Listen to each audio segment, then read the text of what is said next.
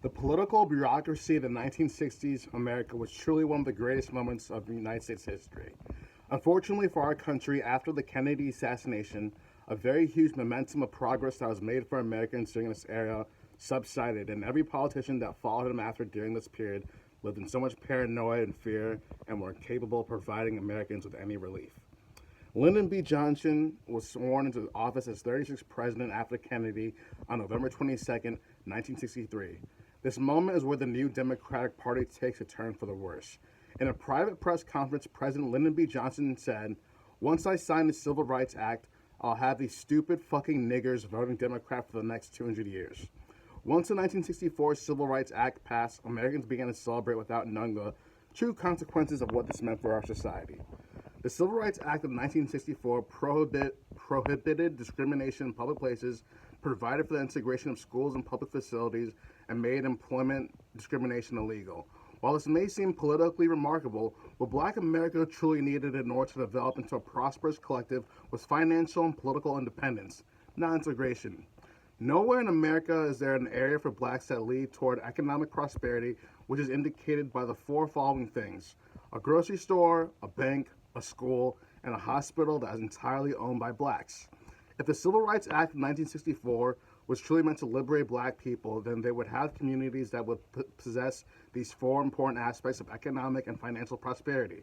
Because Black Americans were forced to integrate into a highly developed and competitive society without proper preparation, many families were subjugated to poverty and were incapable of developing the necessary assets to develop as a community. Even Dr. Martin Luther King, the most successful political activist of the 1960s, was quoted saying, "I fear that I may have integrated all of my people into a burning building," months before he died.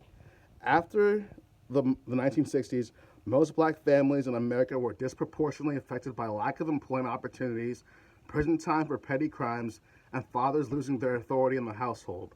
Years later, when Barack Obama was elected in 2008, Blacks once again began to celebrate. But what Barack Obama represents in the greatest sense is the definition of a false prophet. The worst thing the Democratic Party has done to America is hijack and poison Black activism with their own social agendas.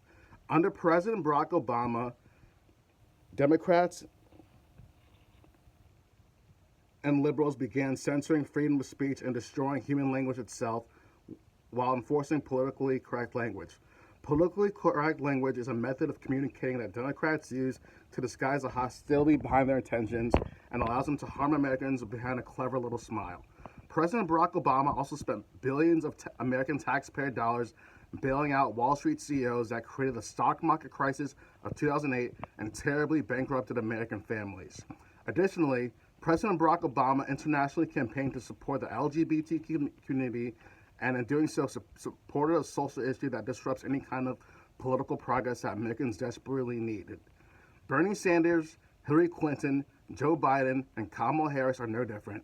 Corrupt, corporate-owned figureheads and puppets who misrepresent the patriotic freedom that this nation and God guarantees on their birth. It is not too late. We must confront the injustice that has been created by the Democratic Party. Let us unite for a cause that will truly protect us for generations to come. That is all. God bless.